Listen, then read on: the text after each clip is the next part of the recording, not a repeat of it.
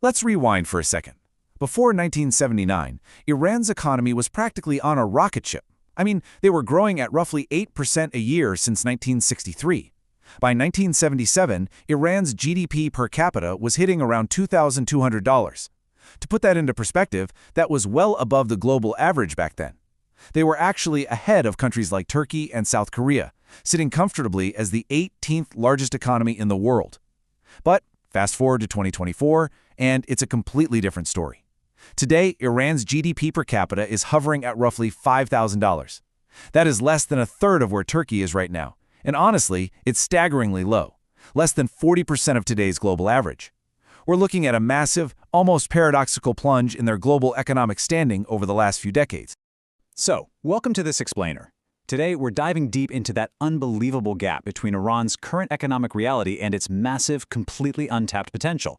Seriously, how does a nation with such rock-solid fundamentals fall so far behind? And, maybe more importantly, what on earth happens to the global stage if that potential is finally unleashed? Here's how we're going to unpack all of this. First, we'll look at the great economic paradox. Then, fueling a trillion-dollar economy, followed by the tale of two nations. After that, we'll hit the roadblocks to economic growth, the catalyst for change, and finally wrap up with a new Middle East balance. All right, let's jump right into part one, the great economic paradox. Right now, Iran's total GDP is sitting at just $300 billion. That drops them all the way down to the 51st largest economy in the world. When you look at their regional neighbors, the contrast is pretty wild. Saudi Arabia, their economy is a towering $1.4 trillion. Even the UAE and Israel are miles ahead of Iran at this point. And honestly, things have gone from bad to worse lately. Recent conflicts, along with a U.S. naval blockade, have really battered an already struggling landscape. We're talking hundreds of billions of dollars in economic damages. At one point, their currency, the Rial, even plummeted to an all-time low of 1.9 million to the U.S. dollar. It's a pretty bleak picture on the ground. Moving on to Section 2, let's talk about the fundamentals fueling a potential trillion-dollar economy. Okay, despite that incredibly bleak financial reality, the underlying assets here are mind-boggling. Iran is literally sitting on the third largest proven oil reserves on the entire planet. They only trail behind Venezuela and Saudi Arabia. But wait, it's not just oil. They also hold the second largest proven gas reserves in the world, right behind Russia.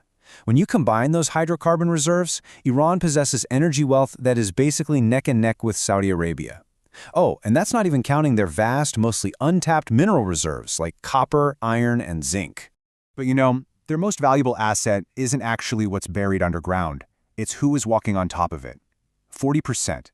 That is the chunk of Iranian university graduates right now who are pursuing STEM degrees: science, technology, engineering, and math. That is one of the highest concentrations of STEM grads anywhere in the world. Their overall youth literacy rate is pushing 98%, and the country has over 10 million university graduates. And here's a huge point. Women now make up a majority, over 60% of all university grads in the country. We are talking about top-tier, highly resilient human capital here. Let's bring this to life in Section 3, the tale of two nations. The best way to really grasp this potential is to look right next door at Turkey. Just look at how eerily similar their demographic and educational profiles are. Turkey has roughly 86 million people. Iran has 87 million. Turkey's median age is 34. Iran's is basically identical at 33.8. Youth literacy, 99% to 98%. Tertiary education rates are both sitting right at 21%. And both nations punch way above their weight in STEM fields. Demographically speaking, these two countries are virtually identical twins. But here is the total jaw-dropper. Despite having the exact same baseline, Turkey's economy is sitting at approximately $1.6 trillion today. Iran's, like we mentioned, is just $300 billion. The Turkish economy is more than 5 times larger. If you just look at Iran's massive resource wealth and its highly educated workforce, it absolutely should be a multi-trillion-dollar economy, easily ranking in the top 20 globally. So this leads us to the most obvious, pivotal question. If the baseline fundamentals are this incredibly strong, just perfectly coiled for explosive growth, why hasn't Iran hit that potential? Why on earth is it languishing outside the top 50? Well, that brings us to Section 4, the specific roadblocks to economic growth. It really comes down to two massive bottlenecks. First, you have severe international sanctions. These have functionally cut Iran off from the global financial system, making normal trade and foreign investment nearly impossible. Second, there's the widely documented economic mismanagement by the Ayatollah's regime internally. When you put those two forces together, they have effectively suffocated what should naturally be a roaring engine of economic progress. But things might be shifting. Let's look at Section 5, the catalyst for change. The real wild card here is the newly proposed U.S.-Iran deal. If future negotiations actually go smoothly, this agreement would oblige the U.S. to remove virtually all sanctions and unfreeze all Iranian assets. But the real game changer? It aims to organize a reconstruction fund designed to mobilize roughly $300 billion in private investment. Historically, private investors wouldn't touch this because they were terrified sanctions would just snap back. But this new proposed framework is designed to offer real, reliable relief to jumpstart the economy. It directly attacks that first major roadblock we just talked about. Okay, but what about the second roadblock, the regime itself? Well, underneath the surface, there's a quiet power shift happening within the Iranian state.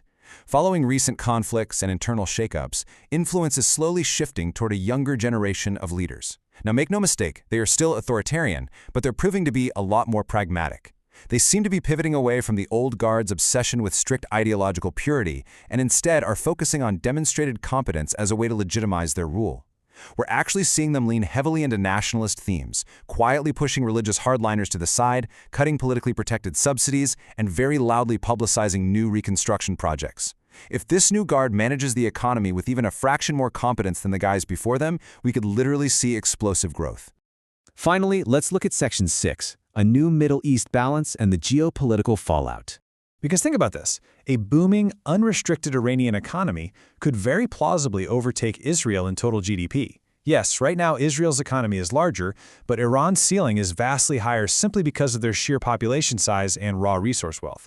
If they pull this off, it creates a powerful direct economic rivalry in a region that is obviously already incredibly tense.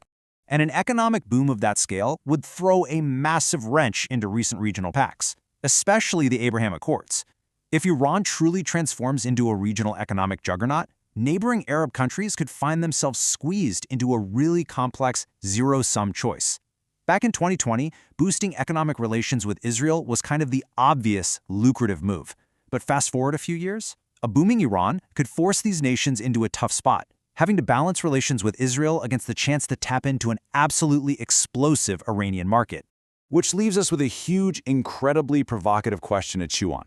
If Iran can somehow get out of its own way, finally leverage its massive oil and gas reserves, and unleash that highly educated, STEM-focused population, will a thriving Iranian economy fundamentally rewrite the alliances of the entire Middle East?